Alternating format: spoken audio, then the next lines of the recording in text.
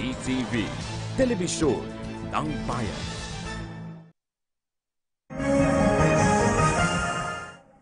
Magandang gabi, nagbabalik ang PTV News Break. Apat na kondisyon mahalaga para sa peace talks ayon sa Pangulong Duterte.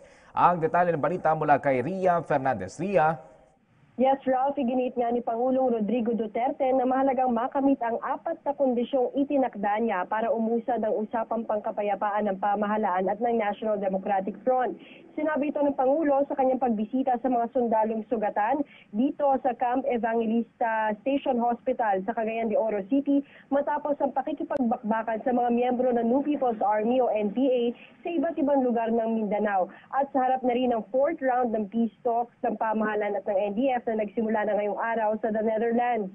Ayon sa Pangulo, mas magkakaroon ng saysay ang negosasyon ng dalawang partido kung pagkatapos nito ay lalagda ang dalawa kasamang Royal Norwegian Government na tumatayong third-party facilitator ng isang joint ceasefire agreement. Mahalaga rin niya kung ititigil na ng kabilang kampo ang pangingikil at pangungulekta ng revolutionary tax. Sabi rin ng Pangulo, dapat itigil na ng mga rebeldeng komunista ang pag-aangkin sa mga lupang hindi naman sa kanila.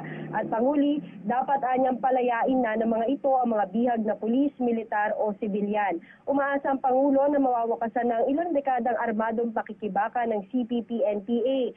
Anya, masakit sa kanya na makita na Pilipino sa Pilipino ang naglalaban-laban. Samantala, Ralph, muli na naman bumelta ang Pangulo sa European Union at sinabing walang let-up sa war on drugs ng pamahalaan. No comment naman ang ating presidente tungkol sa Palitbise rally na nangyayari ngayon dyan sa Maynila.